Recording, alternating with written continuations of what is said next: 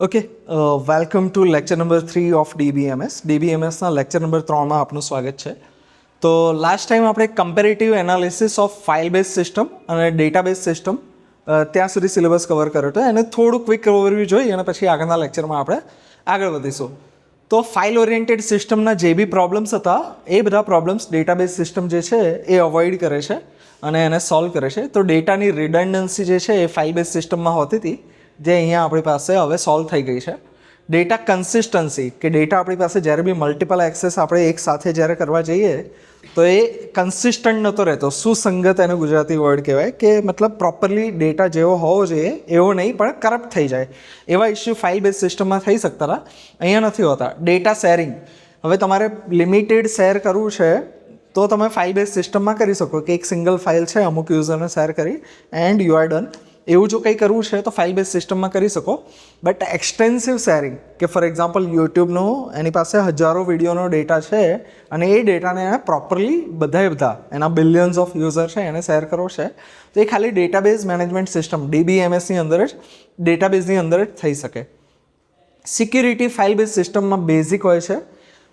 જ્યારે કે database system જે છે એની અંદર સોફિસ્ટિકેટેડ મતલબ પ્રોપરલી ડ્રાફ્ટ કરેલી આખી સિસ્ટમ તમારે બનાવવી હોય તો તમે બનાવી શકો છો. કોન્કરન્ટ એક્સેસ જે છે ફાઇલ ઓરિએન્ટેડ સિસ્ટમમાં પ્રોબ્લેમેટિક હોય છે જ્યારે કે ડેટાબેઝની અંદર વેલ મેનેજ કોન્કરન્ટ એક્સેસ આપણે આપી શકીએ છીએ.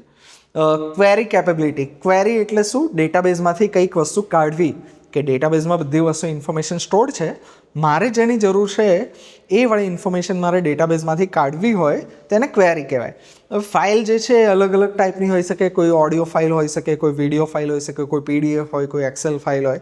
એ બધામાંથી કઈ રીતે ડેટા કાઢવો છે એ પ્રમાણે મારે અલગ અલગ ક્વેરી કરવી પડે, અલગ અલગ પ્રોગ્રામિંગ કરવું પડે.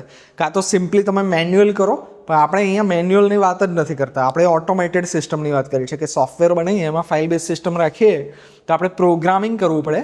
જ્યારે આની અંદર ફ્લેક્સિબલ ક્વેરી લેંગ્વેજ છે, તમે લાસ્ટ ટાઈમ જે સિંગલ લેબ કરી હશે એમાં અમુક બેઝિક ક્વેરીઝ તમને કરી હતી કે સિલેક્ટ સ્ટાર ફ્રોમ બરાબર આર્ટિસ્ટ અથવા આલ્બમ્સ, આવી સિમ્પલ ક્વેરી નાખી અને પછી એના અલગ અલગ ફિલ્ટર્સ અને મોડિફાયર્સ જે છે એ બધા નાખી તમે એસક્યુએલની મદદથી સિમ્પલ ક્વેરી કરી શકો છો. તમારે કોઈ નેસ્ટેડ કોમ્પ્લિકેટેડ પ્રોગ્રામિંગ કરવાની જરૂર નથી પડતી. મેન્ટેનન્સ જે છે એ ફાઇલ બેઝ સિસ્ટમનો લોંગ ટર્મમાં હાઈ છે જ્યારે કે આનો લોંગ ટર્મમાં લો છે. હવે ઇનિશિયલી ડેટાબેઝ એસ્ટેબ્લિશ કરવું એ કોસ્ટલી હોઈ શકે જ્યારે તમારી પાસે હ્યુજ ડેટાબેઝ હોય ત્યારે. બાકી મોટાભાગે જો આપણે કરવું છે તો એસક્યુલાઇટ છે, મોંગોડીબી છે, પોસ્ટગ્રેએસક્યુએલ છે, આ બધા ઓપન સોર્સ અવેલેબલ છે. તમે ડાયરેક્ટલી ફ્રી ઓફ કોસ્ટ કરી શકો છો. બટ કોમ્પ્લિકેટેડ જે માયએસક્યુએલ ને એ બધા જે ડેટાબેઝ જે છે ઓરેકલ એ બધા ઇનિશિયલ કોસ્ટ લે છે પણ લોંગ ટર્મમાં તમને એનો કોસ્ટ ઇઝી પડે છે. બરાબર. અને ડેટા ઇન્ડિપેન્ડન્સ કે અલગ અલગ ડેટાને તમે ઇન્ડિપેન્ડન્ટલી સ્વતંત્ર રીતે મેનેજ કરી શકો એ ફાઇલ બેઝ સિસ્ટમમાં પોસિબલ નથી એટલે પુઅર છે, જ્યારે આની અંદર એક્સેલન્ટ આવે. હવે નેક્સ્ટ જે છે એ આવે છે એપ્લિકેશન્સ ઓફ ડીબીએમએસ. હવે ડીબીએમએસ એટલે કે ડેટાબેઝની એપ્લિકેશન જે છે એમાં આંખ બંધ કરીને જે જગ્યાએ તમે computer, software, web applications, mobile applications એનો યુઝ થતા જુઓ એ દરેક ડોમેન તમે લખી શકો, એની દરેક એપ્લિકેશન લખી શકો. તમારા મોબાઈલની અંદર જેટલી બી તમારી પાસે એપ્લિકેશન્સ છે, એપ્સ છે એ પણ લખી શકો. તમારા પીસીની અંદર જેટલી એપ્લિકેશન્સ છે એ લખી શકો. કારણ કે દરેકની અંદર તમારે ડેટાબેઝનો યુઝ કરવો પડશે. જેટલી બી વેબસાઇટ તમે વાપરો છો બધાની અંદર ડીબીએમએસ વપરાય છે. અહીંયા અમુક એપ્લિકેશન આપેલી છે કે બેન્કિંગ અને ફાઇનાન્સ એની અંદર યુઝ થાય છે. બેન્કિંગમાં તમે શું કરો? Internet banking, Google pay, PhonePe આપણે વાપરતા હોઈએ છીએ એ થઈ ગયું. પછી તમારો નેટ બેન્કિંગ થઈ ગયું. ફાઇનાન્સ એટલે તમને ખ્યાલ હોય કે તમારા પપ્પા કે કોઈ કરતું હોય તો સ્ટોક એક્સચેન્જ, બરાબર. હવે બધું ટોટલી ઓનલાઈન થઈ ગયું છે. મ્યુચ્યુઅલ ફંડ ઇન્વેસ્ટમેન્ટ એ પણ ઓનલાઈન થઈ ગયું છે. પછી એરલાઇન્સ અને ટ્રાન્સપોર્ટેશન એની અંદર પણ થઈ શકે કે એરલાઇન્સ જો તમને કદાચ હોય તો સિગ્નલિંગ એની અંદર આવે કે હવામાં બે પ્લેનનો એક્સિડન્ટ ન થાય એના માટે બી કંઈક કરવું પડે સિગ્નલિંગ. તો એ બધું જે છે પછી એનું બુકિંગ, રિઝર્વેશન, એવરીથિંગ એ બધું જે છે એની અંદર બી. હવે જેટલા એક્ઝામ્પલ અહીંયા લખો એટલા ઓછા છે. I will not explain it in detail કારણ કે જરૂર જ નથી. જેટલા તમારા મનમાં આવે આરામથી તમે લઈ શકો છો. જ્યાં computer, software, internet, web app આવું કંઈક આવે ત્યાં દરેક જગ્યાએ ડેટાબેઝ આવે. એન્ટરપ્રાઇઝ એપ્લિકેશન્સ અહીંયા અલગ અલગ આપેલી છે. ગવર્મેન્ટની સર્વિસીસ છે, સોશિયલ મીડિયા છે, મેન્યુફેક્ચરિંગ છે, હ્યુમન રિસોર્સિસ છે. આ એન્ટરપ્રાઇઝ એપ્લિકેશન એટલે કે ઓફિસીસમાં જે યુઝ થતી હોય, પેલું કન્ઝ્યુમર એપ્લિકેશન કહેવાય કે ડાયરેક્ટલી આપણે જેના ટચમાં આવતા હોય. અમુક વસ્તુ એવી છે કે જેના ડાયરેક્ટ ટચમાં આપણે ન આવતા હોય. તો એપ્લિકેશન્સ ઘણી બધી છે, એના ડિટેલમાં આપણે નહીં જતા કારણ કે એ સેલ્ફ એક્સપ્લેનેટરી છે, તમે ઇઝીલી સમજી શકશો. નેક્સ્ટ આવે છે ડેટાબેઝ એડમિનિસ્ટ્રેટર, કે એક કંપની જે છે એની અંદર senior developer, junior developer, front end developer, back and developer, આવી રીતે અલગ અલગ હોય. એવી રીતે એક ડેટાબેઝ ડિઝાઇનર અથવા તો ડેટાબેઝ એડમિનિસ્ટ્રેટર કરીને પણ રોલ હોય છે. તમે જ્યારે જોબ અપ્લાય કરવા જાઓ તો એ જે રોલ છે એનું કામ શું હોય છે, core Rolls and responsibility of DBMS. કારણ કે આ જે સબ્જેક્ટ તમે ભણો છો આનાથી તમે ઘણી બધી વસ્તુ કરી શકો. ફૂલ સ્ટેક ડેવલપર બનો છો કે કોઈ બી જગ્યાએ તમને આનું નોલેજ કામમાં આવશે. બટ તમને ઇન્ટરેસ્ટ એવો પડ્યો કે મારે પર્ટિક્યુલરલી ડેટાબેઝ ડિઝાઇનવાળું જ કરવું છે, તો એ કેસમાં તમે આ વાળી રિસ્પોન્સિબિલિટી અથવા તો આ વાળી જોબ એપ્લિકેશન જે છે એના માટે અપ્લાય કરી શકો છો.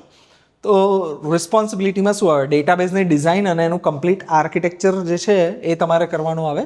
પરફોર્મન્સ ટ્યુનિંગ, હવે ડેટાબેઝ જેટલો સારી રીતે ડિઝાઇન કરેલો છે એનું પરફોર્મન્સ જેટલું વેલ ટ્યુન્ડ હશે એટલી તમારી સિસ્ટમ સારી એવી પરફોર્મ કરશે. એનું એક સારું એવું એક્ઝામ્પલ જે છે આપણે જોયું હતું આગળના ક્લાસરૂમમાં, કે જ્યારે બી સાયમલ્ટેનિયસ યુઝર એક સાથે બહુ બધા લોકો કોઈ એપ્લિકેશન વાપરવાનો ટ્રાય કરે તો અમુક એપ્લિકેશન સર્વાઈવ કરી જાય, પ્રોપરલી રિસ્પોન્સ કરશે, અને અમુક એપ્લિકેશન જે છે એ ફેલ થઈ જાય. એનું એક્ઝામ્પલ કયું આપ્યું હતું દર્શન, યાદ છે? હા, GTUનું જ્યારે રિઝલ્ટ આવે ત્યારે તમે GTUની વેબસાઇટ જે છે એને એક્સેસ કરવાનો ટ્રાય કરો તો એ વખતે શું થાય, એ સ્ટટર કરે, બરાબર, લોડ લેતું હોય છે. જ્યારે યુટ્યુબ જે છે એને ગમે ત્યારે તમે 24/7 ગમે ત્યારે એક્સેસ કરો એ થઈ જતું હોય છે. એવી રીતે તત્કાલ બુકિંગ, ટ્રેનનું બુકિંગ IRCTC ઉપર તત્કાલ વિન્ડો જે છે એની અંદર 10:30 કે એની આસપાસ તમે ટ્રાય કરો તો એ જનરલી તમને ખૂબ જ ક્રેશ થતું જોવા મળે. બાકીના દિવસે તમે ગમે ત્યારે ટ્રાય કરો એ પ્રોપરલી રિસ્પોન્ડ કરતું હોય. હવે જ્યારે તમારું પરફોર્મન્સ ટ્યુનિંગ પ્રોપરલી ડેટાબેઝનું કરેલું હોય ને બેકએન્ડ સર્વરનું કરેલું હોય તો એ ઇશ્યુઝ ફેસ ના થાય. જો એનો ડેટાબેઝ એડમિનિસ્ટ્રેટર પ્રોપરલી કામ કરેલું હોય તો એ તમને ઇશ્યુ નહીં હોય. મેન્ટેનન્સ અને અપડેટ, કે ડેટાબેઝનું મેન્ટેનન્સ કરવું, અપડેટ્સ કરવી, સિક્યુરિટી મેનેજમેન્ટ કરવું, બેકઅપ અને રિકવરી. એનું એક્ઝામ્પલ બી આપણે લાસ્ટ ટાઈમ કદાચ જોયું હતું કે યુટ્યુબની કોઈ ચેનલ ચલાવે છે અથવા તો કોઈનો બેંકમાં પૈસા પડ્યા છે, કોઈ બી એક ડેટાબેઝ છે. હવે એ ડેટાબેઝ રાતોરાત સડનલી ગાયબ થઈ ગયો, ડિલીટ થઈ ગયો, સર્વર ક્રેશ થઈ ગયું, ભૂકંપ આવી ગયો, કુદરતી હોનારત થઈ ગઈ, વોટ એવર, ગમે તે XYZ એવી સિચ્યુએશન આવી કે ડેટાબેઝની મેઇન કોપી ગાયબ થઈ ગઈ, તો you should have backup copy. કે તમારો ડેટાબેઝ સડનલી ગયો તો વિધિન અ મિનિટ, બિલકુલ ડાઉન ટાઈમ વગર તમે રિકવરીમાંથી એ ડેટાબેઝને રિકવર કરી શકો અને તમારી સિસ્ટમ ચાલતી રહે. તમને ખ્યાલ હશે કે ઘણીવાર તમે ન્યૂઝમાં જોતા હશે કે વોટ્સએપ ડાઉન હતું, ઇન્સ્ટાગ્રામ ડાઉન હતું આટલા ટાઈમ માટે, બરાબર, કોઈ ટ્વિટર ડાઉન હતું, તો આવું ન્યૂઝ ઉપર તરત આવી જાય કે 1-2 મિનિટ કે 30 સેકન્ડ માટે બી જો એ સર્વિસ જે છે આખા વર્લ્ડ વાઇડ ડાઉન થાય તો તમારા બિઝનેસની રેપ્યુટેશન ઘટે. જો થોડા વધારે ટાઈમ માટે થયું તમારા સ્ટોક માર્કેટમાં બિલિયન્સ ઓફ ડોલર્સ જે છે, હજારો કરોડો રૂપિયા એ ધોવાઈ જાય. કે પબ્લિકને તમારા ઇન્ફ્રાસ્ટ્રક્ચર ઉપર હવે ડાઉટ પેદા થયો કે મારો જે ડેટા છે હું એને ટ્રસ્ટ કરું છું અને એ જે છે એ સર્વિસ પ્રોપરલી નથી મેન્ટેન કરી શકતી, તો હું એમાંથી ઇન્વેસ્ટમેન્ટ પાછું ખેંચી લઈશ. તો આખો બિઝનેસ જે છે એ તમારો આની ઉપર ડિપેન્ડ કરતો હોય છે. અને યુઝર સપોર્ટ એન્ડ ટ્રેનિંગ, કે ડેટાબેઝ જે છે એને વાપરવાવાળી મારી બેક એન્ડ ટીમ હશે, ફ્રન્ટ એન્ડ ટીમ હશે, ડેવલપર હશે, તે લોકો કઈ રીતે યુઝ કરવું તેની ટ્રેનિંગને એ બધું આપવાનું કામ, એ બધું કામ DBAનું હોય. કે આ ડેટાબેઝનું સ્ટ્રક્ચર મેં ડિફાઇન કર્યું છે, હવે આને તમારે આ રીતે ડીલ કરવાનું છે. એડિશનલ બીજી રિસ્પોન્સિબિલિટીમાં ડેટા ઇન્ટિગ્રિટી, એનું ડોક્યુમેન્ટેશન કરવું, કેપેસિટી પ્લાનિંગ, કે કેટલા યુઝર્સને આ ડેટાબેઝનું સ્ટ્રક્ચર પ્રોપરલી હેન્ડલ કરી શકશે. જ્યારે બી તમે કોઈ બી ડેટાબેઝ જે છે એને ડિફાઇન કરો તો તમને માઇન્ડમાં ખબર હોય કે આટલા યુઝર્સ એકસાથે એને એક્સેસ કરશે, ત્યાં સુધી આ સિસ્ટમ બરાબર છે. જો એનાથી વધારે થાય તો મારે ડેટાબેઝને હજી વધારે ફાઇન ટ્યુન કરવો પડશે. અને કમ્પ્લાયન્સીસ, અલગ અલગ સ્ટાન્ડર્ડ્સ આવે એના જોડે તમારે કમ્પ્લાયન્સ કરવું પડે. ડેટા ઇન્ટિગ્રિટી એટલે ડેટાની અખંડિતતા, કે આ જે ડેટા છે જેવા ફોર્મેટમાં હતો એવા જ ફોર્મેટમાં યુઝરને મળવો જોઈએ. પછી મારો ડેવલપર હોય કે એન્ડ યુઝર હોય, વચ્ચે કોઈ જગ્યાએ કરપ્શન ન થયેલું હોવું જોઈએ. કે વચ્ચે મેં ફોર એક્ઝામ્પલ મારા એકાઉન્ટમાં 80,000 રૂપીસ પડ્યા છે અથવા 8 લાખ રૂપિયા પડ્યા છે, જ્યારે બી યુઝર એક્સેસ કરે ત્યારે સિસ્ટમમાં જે બતાવેલા છે એ સેમ વેલ્યુ એને દેખાવી જોઈએ. એને વચ્ચે જતાં કરપ્ટ ના થવું જોઈએ ડેટા, 1 0 જતું રહે એવું ના થવું જોઈએ, બરાબર. તો દેટ ઇઝ ડેટા ઇન્ટિગ્રિટી. પછી એની સ્કિલ્સ અને ક્વોલિફિકેશન શું હોઈ શકે, તો ડેટાબેઝ DBMS સબ્જેક્ટમાં તમે અહીંયા જે શીખશો એ બધી એની સ્કિલ્સ થઈ ગઈ. અહીંયા તમને થોડી ઘણી લિસ્ટ આઉટ કરીને આપેલી છે, આપણે થોડી ઘણી જોઈશું. એકદમ ઇઝી છે એટલે વધારે ડિટેલમાં જોઈશું. SQL એને આવડતું હોવું જોઈએ, DBMS પ્લેટફોર્મનું સારું એવું નોલેજ હોવું જોઈએ, ઓપરેટિંગ સિસ્ટમ એને સમજમાં આવતી હોવી જોઈએ. પછી નેટવર્કિંગ અને સિક્યુરિટીના અલગ અલગ પ્રોટોકોલ્સ. તમારા CN સબ્જેક્ટ આવી ગયો કે બાકી છે? કમ્પ્યુટર નેટવર્ક્સ આવી ગયો ને? હા, દેટ વોઝ ઓલ્સો ઇમ્પોર્ટન્ટ. એનું નોલેજ પ્રોપરલી હોવું જોઈએ. સ્ક્રિપ્ટિંગ અને ઓટોમેશન ટૂલ્સ જે છે, મોનિટરિંગ ટૂલ, ડેટાબેઝનું પરફોર્મન્સ તમે કોઈ એક સેન્ટ્રલ ડેશબોર્ડ ઉપરથી મોનિટર કરી શકો, તો એ બધા ટૂલ્સ ઘણા બધા આવતા હોય છે. અને ઓટોમેટિકલી બેકઅપ, તમારા જે ડેટાબેઝ છે એની ઓટોમેટિકલી બેકઅપ થાય, અને જ્યારે પ્રાઇમરી ડેટાબેઝ તમારો એક્સેસ ન થતો હોય તો ઓટોમેટિકલી જે બેકઅપ કોપી હતી એમાંથી રિકવર થઈ અને એ ડેટાબેઝ છે એ સીધો એક્સેસમાં આવી જાય. આ બધી સ્કિલ્સ તમારી પાસે ટેકનિકલ હોવી જોઈએ. પ્રોફેશનલ સ્કિલ્સ જે છે એ ટેકનિકલ સ્કિલ નહીં, પણ તમને જોબમાં જોડે હોવી જોઈએ. તે અમુક સ્કિલ્સ જે છે એમાં communication, documentation, time management, continuous learning, these are easy skills, but એને બી તમારા માઇન્ડમાં રાખવી જોઈએ. બટ અહીંયા આપણે ડિટેલમાં એને ડિસ્કસ નહીં કરીએ. નેક્સ્ટ, હવે ટેકનિકલ પોઈન્ટ આપણા સબ્જેક્ટનો જે છે એ સ્કીમા કોને કહેવાય, સબ સ્કીમા કોને કહેવાય અને ઇન્સ્ટન્સ કોને કહેવાય એ છે. હવે સ્કીમા અને ઇન્સ્ટન્સ વર્ડ આપણે પહેલાં બી સાંભળ્યો હશે, જાવાની અંદર બી સાંભળ્યો હશે, DSAમાં પણ સાંભળ્યો હશે. શું હતું, કોઈને યાદ આવે? ઇન્સ્ટન્સ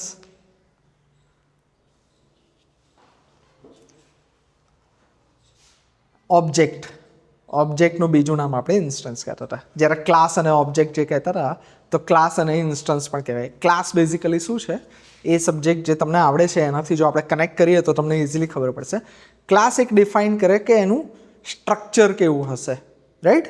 કે ફોર એક્ઝામ્પલ સ્ટુડન્ટ કરીને ક્લાસ લીધો તો હંમેશા ક્લાસમાં કેટલી વસ્તુ હોય? બે ભાગમાં વહેંચાયેલો હોય ક્લાસ. એક આવશે એના એટ્રીબ્યુટ્સ અથવા પ્રોપર્ટીઝ, અને બીજું આવશે એની મેથડ્સ. કે આ જે સ્ટુડન્ટ ક્લાસ છે તો એની અંદર જ્યારે બી હું કોઈ નવો સ્ટુડન્ટનો ડેટા નાખીશ તો એ ક્લાસની અંદર શું હશે? એનું first name, last name, mobile number, email ID, આવી બેઝિક એટ્રીબ્યુટ હશે. પ્લસ એની અંદર કઈ મેથડ હશે? તો એની અંદર ફોર એક્ઝામ્પલ એનરોલમેન્ટ કરી શકે, પછી રિઝલ્ટ જોઈ શકે, વાયવા આપી શકે, અસાઇનમેન્ટ સબમિટ કરી શકે, ડાઉનલોડ કરી શકે. આ બધી એની મેથડ થઈ ગઈ. તો અહીંયા સ્કીમા જે છે, ડેટાબેઝની સ્કીમા, એ શું ડિફાઇન કરે? તો સ્કીમા એટલે બેઝિકલી નથિંગ. નામ જે છે એનું થોડું ટેકનિકલ છે, બટ એક્સેલની અંદર જ્યારે બી તમે ડેટા ભરો તો શું આવતું હતું? ડેટા ભરો ત્યારે તમને કોઈ ગૂગલ શીટ આપી અથવા એક્સેલ શીટમાં ડેટા ભરવા આપ્યો તો કેટલી વસ્તુ તમારે કમ્પલસરી જોઈએ કે આ ફોર્મેટમાં ડેટા ભરવાનો છે? ઉપર કોલમનું હેડિંગ, નથિંગ. શું જોઈશે? પહેલી કોલમમાં શું લખવાનું, બીજી કોલમમાં શું લખવાનું, કેટલી કોલમમાં મારે ડેટા ભરવાનો છે અને એની અંદર કયો ડેટા ભરવાનો છે, એ જે આપ્યું એને કહેવાય સ્કીમા. નથિંગ. ડેટાબેઝની અંદર કેટલા ટેબલ્સ છે, એ ટેબલ્સ એકબીજા જોડે કઈ રીતે કનેક્ટેડ છે અને એ દરેક ટેબલની અંદર કેટલી કોલમ છે. આવું જ્યારે આપણે ડેટાબેઝમાં ડિફાઇન કરીએ એને કહેવાય એની સ્કીમા. ક્લિયર? નામ ખાલી અલગ છે, પણ તમારે સ્કીમાથી એટલું યાદ રાખવાનું કે એક્સેલની અંદર કેટલી અલગ અલગ સીટ છે, એ સીટ એકબીજા જોડે કઈ રીતે કનેક્ટેડ છે, અને એક સીટની અંદર કેટલી કોલમ છે અને એ કોલમના નામ શું છે, એટલું આપણે ડિફાઇન કરીએ એને કહેવાય ડેટાબેઝની સ્કીમા. કેટલી વસ્તુ તમે એમાં ડિફાઇન કરશો? એનું સ્ટ્રક્ચર જે છે એને ડિફાઇન કરશો. સ્ટ્રક્ચર મેં જે તમને હમણાં વાત કરીએ. બીજું આવશે એનું ડિઝાઇન ટાઈમ આર્ટિફેક્ટ, કે ડિઝાઇન વખતે તમારે કઈ રિક્વાયરમેન્ટ એની અંદર હોવી જોઈએ. કે ફોર એક્ઝામ્પલ હું ડેટાબેઝની અંદર એક કોલમનું નામ રાખું છું એનરોલમેન્ટ નંબર.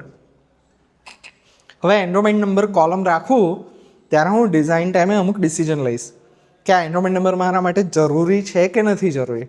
જ્યારે બી સ્ટુડન્ટનો ડેટા લઉં છું, ડુ આઈ નીડ ધીસ કે ઓપ્શનલ છે? બીજું એક કોલમ રાખું છું Aadhaar number. Enrolment number column I will make compulsory, બરાબર? કે બધાએ કમ્પલસરીલી એનરોલમેન્ટ નંબર ભરવાનો. બટ આધાર નંબર એકવાર ન હોય તો ચાલે. તો આધાર નંબર છે એને હું કેન બી નલ, બરાબર, એવું લખી શકું કે આ ખાલી પણ સ્ટુડન્ટ છોડી શકે.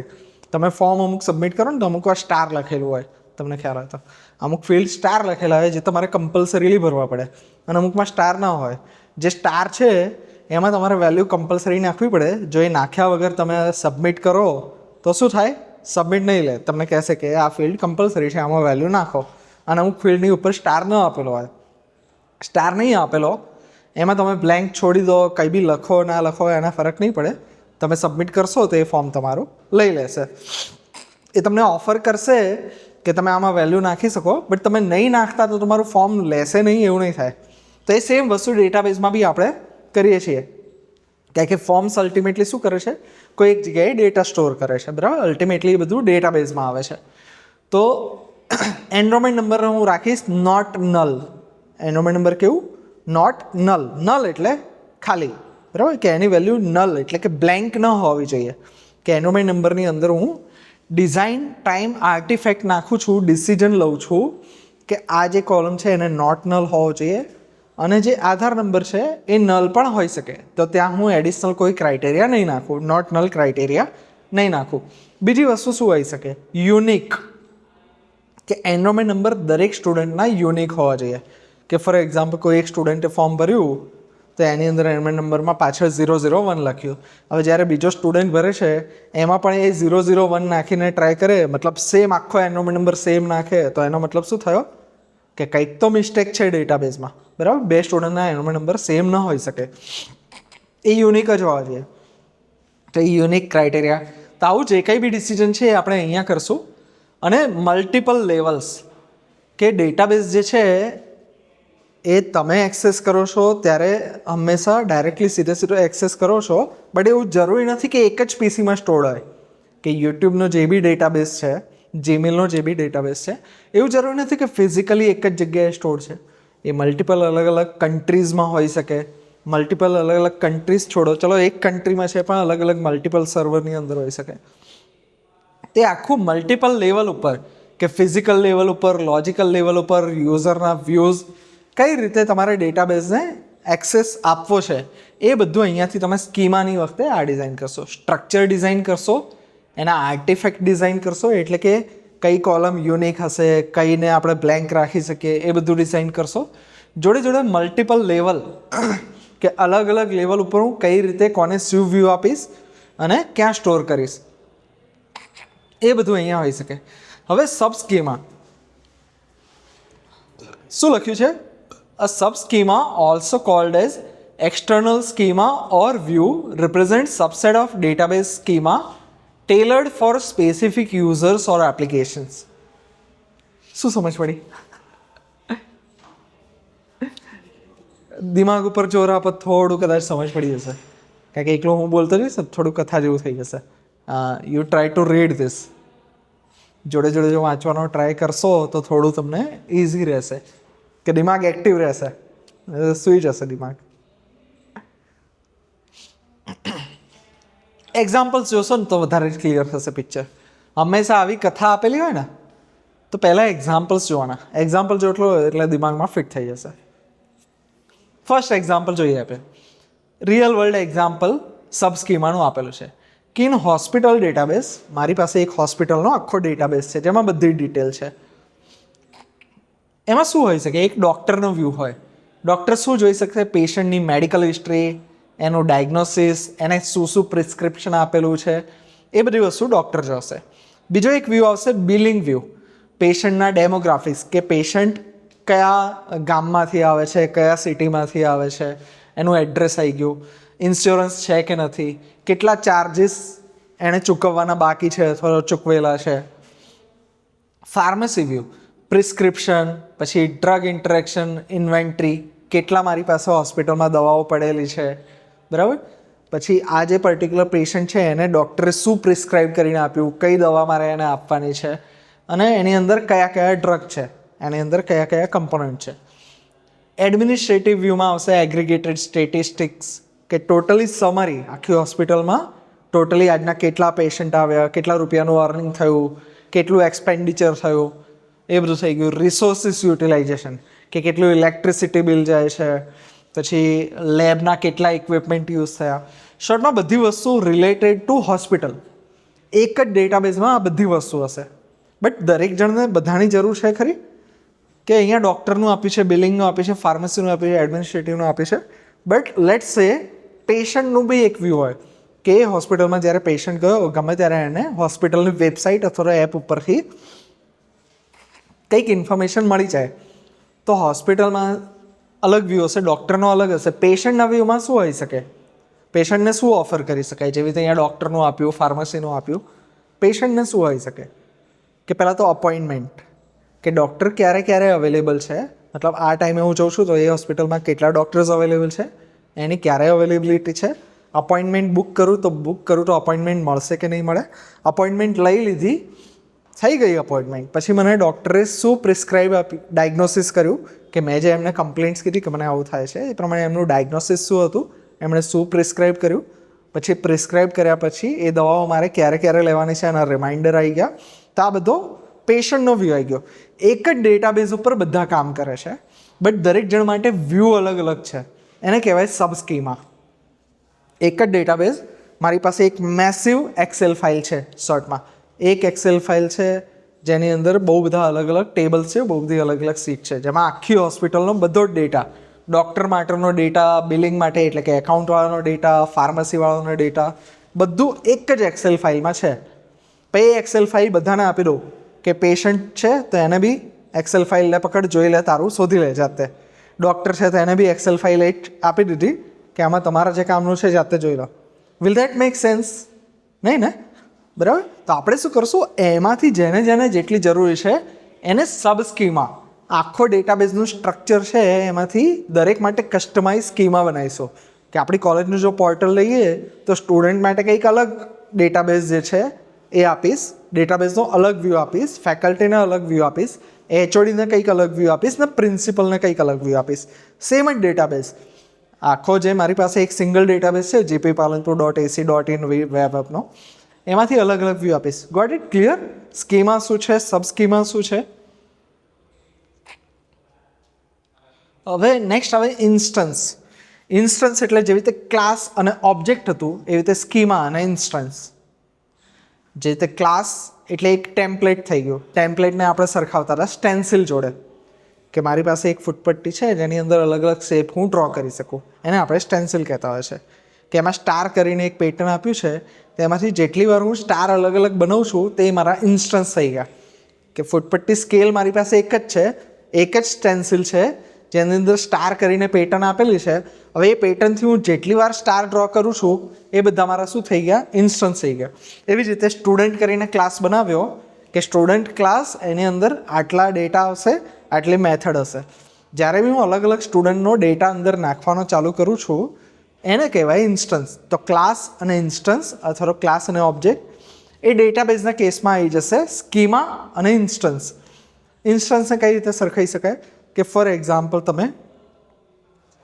મેં જ્યારે ફીડબેક ફોર્મ બનાવ્યું, બરાબર, તમે જે હમણાં રિસન્ટલી ફીડબેક આપ્યા હશે એ ફોર્મ મેં જ બનાવ્યો હતો. તો એ ફોર્મમાં કેટલી કોલમ રાખવી, કેટલામાંથી કેટલા રેટિંગ નાખવા, કેટલા સબ્જેક્ટ નાખવા, આ બધું જ્યારે બનાવી દીધું, ફોર્મ રેડી થયું ત્યારે એને કહેવાય સ્કીમા. સ્ટ્રક્ચર મેં બનાવી દીધું. બટ એક્ઝેક્ટલી જ્યારે તમે અંદર ફીડબેક આપ્યો તો એક સ્ટુડન્ટે જે ફીડબેક આપ્યો એ થઈ ગયો એનો ઇન્સ્ટન્સ, બીજા સ્ટુડન્ટે જે ફીડબેક આપ્યો એ થઈ ગયો એનો ઇન્સ્ટન્સ. રાઈટ?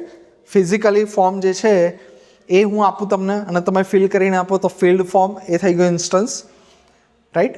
મેં એક ફોર્મનું સ્ટ્રક્ચર ડિફાઇન કર્યું, વર્ડની અંદર બનાવ્યું, પછી એની પ્રિન્ટ કાઢી જ્યારે તમે ફોર્મ ભરો છો તે થઈ ગયો એનો ઇન્સ્ટન્સ. Got it? ડેટાબેઝનો ઇન્સ્ટન્સ એટલે શું? અલગ અલગ જે રો થઈ ગઈ ને એને ઇન્સ્ટન્સ કહેવાય છે. બંનેનું કમ્પેરિઝન આપ્યું છે, એકવાર વાંચી લો તો ક્લિયર થઈ જશે. કે બ્લુપ્રિન્ટ અથવા તો ડિઝાઇન ઓફ ડેટાબેઝ, કે ડેટાબેઝની ડિઝાઇન કેવી હશે, એનું સ્ટ્રક્ચર કેવું હશે, એને કહેવાય સ્કીમા. અને એકચ્યુઅલ ડેટા, એની અંદર જે રહેલો રિયલ ડેટા છે એને આપણે ઇન્સ્ટન્સ કહેતા હોય છે. ચેન્જ ફ્રીક્વન્સી, કે ક્યારે ચેન્જ થશે, તો બ્લુપ્રિન્ટ એટલે કે સ્ટ્રક્ચર લગભગ ચેન્જ ના થાય. બરાબર? એકવાર તમે ઇનિશિયલી પ્રોપરલી ડિઝાઇન કરી દીધું કે મારે ફીડબેક જ્યારે બી લેવાનો છે તો આ ફોર્મેટમાં જ લેવાનો છે, પછી એને હું દર મહિને કે દર વીક કે દર દિવસે નહીં બદલું, તો એ રેરલી ચેન્જીસ. બટ આમાં શું થશે, ચેન્જીસ ઓકેઝનલી, કોન્સ્ટન્ટલી, કે નવા ઇન્સ્ટન્સ બનતા જ હશે. રાઈટ? અને બની ગયેલા ઇન્સ્ટન્સમાં બી ડેટાબેઝની અંદર ડેટા બદલાતો હોઈ શકે. ફોર એક્ઝામ્પલ સ્ટુડન્ટ કરીને ક્લાસ બનાવ્યો, એની અંદર સ્ટુડન્ટ કરીને ઓબ્જેક્ટ બન્યો જેની અંદર બધો ડેટા આવી ગયો. હવે શરૂઆતમાં જ્યારે દર્શને ડેટા ભર્યો ત્યારે એવું હતું કે બેકલોગ, નંબર ઓફ બેકલોગ 4 કે 5, એક્ઝામ આવી, રિઝલ્ટ આવી ગયું તો નંબર ઓફ બેકલોગ 0 થઈ ગઈ. તો શું થયું? ડેટાબેઝમાં અપડેટ થયો. તો કોન્સ્ટન્ટલી આની અંદર ચેન્જ આવશે ઇન્સ્ટન્સમાં, ભાઈ સ્ટ્રક્ચર તો સેમ જ રહેશે ને, નંબર ઓફ બેકલોગ એ ફિલ્ડ સેમ જ રહેવાની છે. પછી નેક્સ્ટ આવશે એક્ઝામ્પલ, એનું આપેલું છે table with field ID, name અને એજ, અને આઈડી તરીકે 1, નામ તરીકે જોન, એજ તરીકે 25, આઈડી તરીકે 2 સારા અને એજ તરીકે 30. શોર્ટમાં 3 અલગ અલગ કોલમમાં 3 અલગ અલગ વેલ્યુ, ટપલ્સ જે આપણે કહેતા હોય છે પાયથનમાં આવતા. તો આ થઈ ગયા એના ઇન્સ્ટન્સ, આ થઈ ગયો એનું એક્ઝામ્પલ સ્કીમાનું. એનાલોજી બિલ્ડિંગનું આર્કિટેક્ચર, કે બિલ્ડિંગનું આર્કિટેક્ચર બનાવી દીધું. જ્યારે બી કોઈ મોટી સ્કીમ નીકળે બરાબર પ્રોપર્ટીની, તો શું કરશે આર્કિટેક્ટ એને પેપર ઉપર કે કમ્પ્યુટરમાં સોફ્ટવેરની અંદર પ્લાન કરશે કે આખું જે પ્રોપર્ટી જે છે સોસાયટી છે એનું આર્કિટેક્ચર આવું હશે કે આટલા રૂમ હશે, 3 BHK, અહીંયા કોર્નર હશે, અહીંયા પાર્કિંગ હશે. હવે એની અંદર એક્ઝેક્ટલી જ્યારે મલ્ટિપલ મકાન બનાવી અને એની અંદર અલગ અલગ લોકો રહેવા આવી જાય અને બિલ્ડિંગ જે છે બને, એને કહી શકાય એનું ઇન્સ્ટન્સ. ઓલરેડી જો ક્લાસ અને ઓબ્જેક્ટનો કન્સેપ્ટ ક્લિયર હશે તો સ્કીમા અને ઇન્સ્ટન્સનો જે કન્સેપ્ટ છે એ તમને ઇઝી જ લાગશે, ટફ નહીં લાગે. પછી visibility defined at design time અને ઓબ્ઝર્વડ એટ રન ટાઈમ, કે ક્યારે એ વિઝિબલ થશે, કે જ્યારે બી ડિઝાઇન કરશો ત્યારે એને આપણે ડિફાઇન કરશો. સ્કીમાને ક્યારે ડિફાઇન કરશો? જ્યારે ડિઝાઇન કરશું ત્યારે. અને જે ઇન્સ્ટન્સ છે એ જ્યારે એપ્લિકેશન વપરાતી હશે, જ્યારે તમે વોટ્સએપ વાપરશો, જ્યારે તમે કોલેજની વેબસાઇટ વાપરો છો, ત્યારે રન ટાઈમમાં એ વસ્તુ અપડેટ થશે. નેક્સ્ટ આવશે ડેટા એબ્સ્ટ્રેક્શન. એબ્સ્ટ્રેક્શન જાવા, DSA, વન્સ અગેન અમુક ટર્મ જે છે ને આપણો દરેક સબ્જેક્ટમાં પીછો પકડશે, કોઈ જગ્યાએ છોડશે નહીં. એબ્સ્ટ્રેક્શનનું એક્ઝામ્પલ યાદ આવે તો થોડુંક દિમાગ ઉપર જોર આપો. DSAમાં આવતું હતું, જાવામાં OOPના 4 પિલ્લર આવતા હતા: ઇનહેરિટન્સ, એન્કેપ્સ્યુલેશન, પોલિમોર્ફિઝમ અને એબ્સ્ટ્રેક્શન. શું યાદ આવે?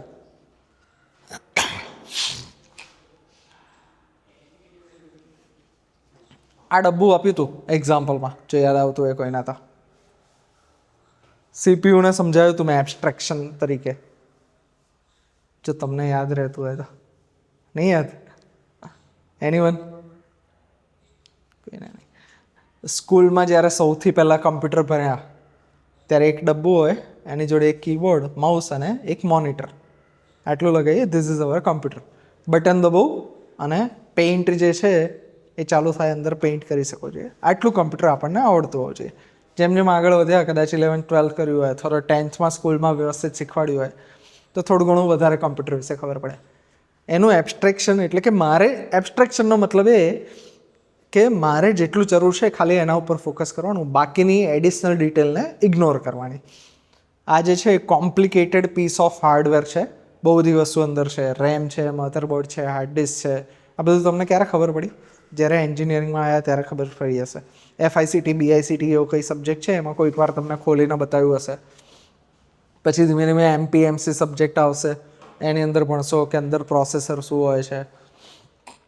પછી સોફ્ટવેરની મદદથી કઈ રીતે રેમને એક્સેસ કરી શકો એ બધું થોડું ઘણું ખબર પડી. બટ જેમ જેમ ડિટેલમાં જ્યારે જરૂર પડે છે ત્યારે તમે ડિટેલ ઉપર ફોકસ કરો છો. જ્યારે જરૂર નહીં હોતી ત્યારે તમે એને જસ્ટ ડબ્બા તરીકે જોવો છો, બટન દબાવો અને કામ કરવું જોઈએ. કે ઇન્ટરફેસીસ જે છે એના, કે એક કીબોર્ડ કનેક્ટ થવું જોઈએ, માઉસ કનેક્ટ થવું જોઈએ અને એક ડિસ્પ્લે લાગવું જોઈએ, દેટ્સ ઇટ. અને અંદર જે કામ કરવું છે કરવું જોઈએ. તો ધીસ ઇઝ એબ્સ્ટ્રેક્શન, કે ડેટાની અંદર ભરીને તમે જે ભર્યું, યુ ડોન્ટ કેર. તમારે ડેટામાંથી જે કામનું છે એટલું અંદરથી મળે છે. તમારા માટે જે યુઝફુલ વ્યૂ છે, આને આપણે વન્સ અગેન વ્યૂ જોડે કનેક્ટ કરી શકીએ. કે હોસ્પિટલનો ડેટાબેઝ, અઢળક ડેટા છે અંદર, પણ ડૉક્ટરને બધી વસ્તુ નહીં જરૂર, કે પેશન્ટને બધી વસ્તુ નહીં જરૂર. પેશન્ટને શું જરૂર છે? ડૉક્ટર કયો, ક્યારે આવવાના છે, મને ક્યારે અપોઇન્ટમેન્ટ મળશે, મારું ડાયગ્નોસિસ શું કર્યું, મારા રિપોર્ટ શું છે, મારું પ્રિસ્ક્રિપ્શન શું છે. આખા ડેટાબેઝમાં એને એટલું જ કામ છે, બરાબર? તો એને કહેવાય ડેટાબેઝનું એબ્સ્ટ્રેક્શન. હવે ડેટાબેઝનું એબ્સ્ટ્રેક્શન જે છે એ 3 અલગ અલગ લેવલો હોઈ શકે: ફિઝિકલ, લોજિકલ અને વ્યૂ લેવલ. આપણે વ્યૂ લેવલની હમણાં વાત કરી કે એક્સટર્નલ આપણે વ્યૂ જે છે એને આપણે કંટ્રોલ કરી શકીએ કે ડૉક્ટરને શું બતાવવું, પેશન્ટને શું બતાવવું, એકાઉન્ટન્ટને શું બતાવવું. બીજું એક એબ્સ્ટ્રેક્શન આવે ફિઝિકલ લેવલ ઉપર પણ. શું લખ્યું છે ફિઝિકલ લેવલ ઉપર? વાંચવાનો ટ્રાય કરો જો વંચાય તો. The lowest level dealing with physical storage, how data is actually stored on disk, including file structure, indexes and access path.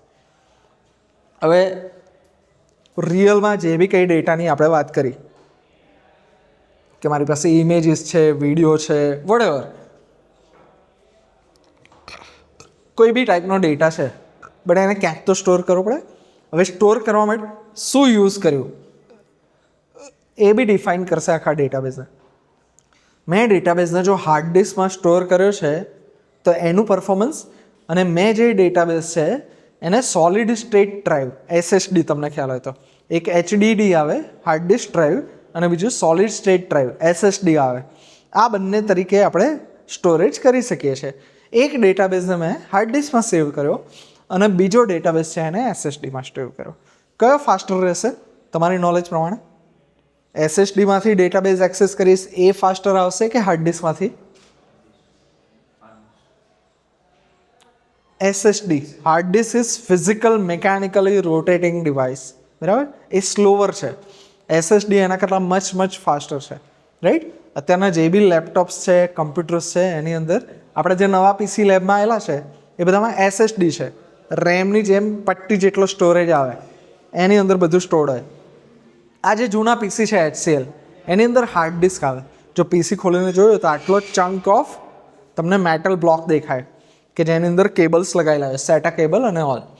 તો રિયલમાં આ જે છે એને તમે ક્યાં સ્ટોર કરેલું છે એ ડિસાઈડ કરશે કે તમારો ડેટા જે છે એ કેટલો ફાસ્ટર પરફોર્મ કરશે. દર વખતે એવું જરૂરી નથી કે એક જ પીસીમાં સ્ટોર્ડ હોય, બરાબર? જેમ કે ગૂગલ છે એનો ડેટાબેઝ મલ્ટિપલ અલગ સર્વરમાં હોઈ શકે, ચંક તરીકે હોઈ શકે. પછી તમે ફ્યુચરમાં ફાઇલ સિસ્ટમના અલગ ટાઈપ ભણશો કે અમુક એવી ફાઇલ સિસ્ટમ છે કે જે ઓટોમેટિકલી એની કોપી બનાવી દે. કે ફોર એક્ઝામ્પલ વિન્ડોઝ PC છે, એ વિન્ડોઝ PCની અંદર તમે કંઈ બી સ્ટોર કરો તો ઓટોમેટિકલી એની કોપી ન બને. પણ તમે અમુક એવી ફાઇલ સિસ્ટમ જે છે એ કરી શકો કે એમાં જેટલી બી વસ્તુ તમે અંદર સ્ટોર કરો છો એ બધાની ઓટોમેટિકલી એક કોપી એ બનાવી દેશે કે ગમે ત્યારે તમારી ફાઇલ સિસ્ટમ ડેમેજ થઈ તો તમારી પાસે ઓટોમેટિકલી કોપી હોઈ શકે. તો એ બધી વસ્તુ લોજિકલ લેવલમાં આવે. The middle level describing what data is stored and the relationship among data, જે તમે ડિઝાઇન કરશો ને અહીંયાથી ડિઝાઇન કરશો. ફિઝિકલ લેવલ ડિઝાઇન કરવાવાળા હંમેશા અલગ લોકો હશે. જ્યારે તમે ડેટાબેઝ એડમિનિસ્ટ્રેટર તરીકે જશો તો તમે મેઇનલી આ લેવલથી ચાલુ કરશો. ફિઝિકલી જે છે એ કોણ ડિસાઇડ કરશે કે કયું સર્વર વાપરવું, લિનક્સ સર્વર વાપરવું કે વિન્ડોઝ સર્વર વાપરવું, પછી કેટલા અલગ સર્વર વાપરવા, એની અંદર SSDનું કન્ફિગરેશન કેવું હશે, ફિઝિકલી એને ક્યાં સ્ટોર કરવા, આ બધું થઈ ગયું ફિઝિકલ લેવલ ઉપર. તમે જ્યારે કન્સેપ્ચ્યુઅલી જે ડેટાબેઝ એડમિનિસ્ટ્રેટર તરીકે ડેટાબેઝને ડિઝાઇન કરવાનું ટ્રાય કરશો એ બધું લોજિકલ લેવલ ઉપર કરશો. લોજિકલ લેવલ ઉપર કેટલું થશે? જે આપણે શરૂઆતમાં જોયું ને એ બધું લોજિકલ લેવલ ઉપર આવશે કે મારી પાસે એક એક્સેલની અંદર કેટલી સીટ્સ હશે, એ બધી સીટ એકબીજા જોડે કઈ રીતે કનેક્ટેડ હશે, અને એ કનેક્ટેડ સીટ જે છે એની અંદર કેટલી કોલમ્સ હશે. આ બધી વસ્તુ જે છે એ બધું લોજિકલ લેવલથી તમે ડિઝાઇન કરશો. રિયલમાં જે તમે ડેટાબેઝ ડિઝાઇન કરશો એ બધું અહીંયાથી ચાલુ કરશો. પછી આ જે છે વ્યૂને તમે શોર્ટમાં સ્કીમા થઈ ગયું અને આ થઈ ગયું સ્કીમા અને ફિઝિકલ લેયરનું એબ્સ્ટ્રેક્શન એટલે ટોટલી અલગ વસ્તુ. એ સર્વર સાઇડનું આખું સિસ્ટમ ડિઝાઇનમાં આવી ગયું. એ જનરલી તમે નહીં કરો, જનરલી ડેટાબેઝ એડમિનિસ્ટ્રેટર નહીં કરો. જ્યારે તમે ફૂલ સ્ટેક આખી કમ્પ્લીટ સિસ્ટમ બનાવશો ત્યારે તમે એનું ડિસિઝન લેશો. હવે જો આપણી કોલેજની વેબ એપની વાત કરીએ તો ડેટાબેઝ તો આખો મેં ડિઝાઇન કર્યો, જોડે એનું back and, front end, network, communication, XYZ તમે જે બી કહી લો બધું મેં ડિઝાઇન કરેલું છે. તે એ વખતે શું થાય કે મારે ડિસાઇડ કરવું પડે કે હાર્ડવેર તરીકે શું વાપરીશ.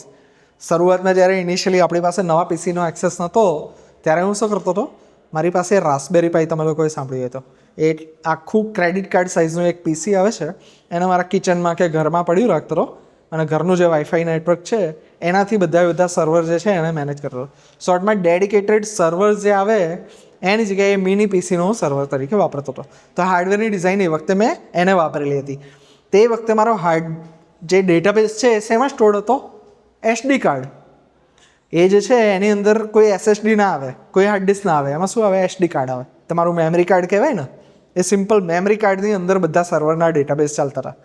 પછી જ્યારે અપગ્રેડ કરીને આમાં લાવ્યો તો શું કર્યું? મેં ડિસાઇડ કર્યું કે આ લેબનું જે PC છે એ પીસીને જ લેવું, પણ જે તમે PC વાપરો છો એઝ ઇટ ઇઝ એ ફોર્મેટમાં હું ન વાપરી શકું. એ ફોર્મેટમાં જો વાપરું તો એની અંદર કઈ ઓપરેટિંગ સિસ્ટમ છે? વિન્ડોઝ ઓપરેટિંગ સિસ્ટમ છે. વિન્ડોઝ ઓપરેટિંગ સિસ્ટમ વાપરવાના ગેરફાયદા એ કે એની અંદર ઓલરેડી એક ગ્રાફિકલ યુઝર ઇન્ટરફેસ બધી વસ્તુ ચલાવવા માટે ન્યૂઝ આપે, નેટવર્કિંગ આપે, ફાઇલ સિસ્ટમ આપે, એકદમ પોલિશ ગ્રાફિક્સ આપશે, કોપાયલટ નાખેલું આપે, એ બધાની જરૂર જ નથી. એ અનનેસેસરી રેમ ને એવું ખાશે. તો મેં શું કર્યું? એનાથી લિનક્સની ઉબુન્ટુ સર્વર કરીને OS આવે એ અંદર ઇન્સ્ટોલ કર્યું. તો હાર્ડવેરની ચોઇસ, પછી ઓપરેટિંગ સિસ્ટમની ચોઇસ, પછી એક હાર્ડવેરનો ડબ્બો મૂકવો કે 2 મૂકવા, બરાબર? આ બધી વસ્તુ ફિઝિકલ લેવલનું ડિઝાઇન કરો ત્યારે આવે. જ્યારે તમે કમ્પ્લીટ સિસ્ટમ ડિઝાઇન કરશો ત્યારે તમારે આ બી કરવું પડશે કે રિયલમાં કયા મશીનની અંદર, કયા સર્વરની અંદર હું આ બધું સ્ટોર કરીશ. બટ મોટાભાગે જ્યારે કંપનીમાં તમે કામ કરશો ત્યાં બધું ઓલરેડી વેલ એસ્ટેબ્લિશ હશે. પહેલાંથી એ લોકોએ બધું જ કરેલું જ હોય. કારણ કે ગૂગલમાં તમે ફોર એક્ઝામ્પલ જોઈન કર્યું કે માઇક્રોસોફ્ટમાં જોઈન કર્યું તો એ લોકોની આખી સર્વર ગ્રેડ એસ્ટેબ્લિશ જ હશે ને. તમારે જાતે નહીં કરવાની હોય. તમારે જે બી નવી એપ, માઇક્રોસોફ્ટે એવું કીધું કે હવે આજકાલમાં AI બેઝ કોડિંગ બહુ ચાલે છે. ફોર એક્ઝામ્પલ VS કોડ છે, ગૂગલે એન્ટીગ્રેવિટી લોન્ચ કર્યું, માઇક્રોસોફ્ટ કે આપણે આવું નવું બ્રાઉઝર બનાવવું છે, તમારે એના માટેનો ડેટાબેઝ ડિઝાઇન કરવાનો આવ્યો. તો તમારે સર્વર ગ્રેડ આ બધું ફિઝિકલ લેવલનું તમારે ડિઝાઇન કરવાનું નહીં આવે.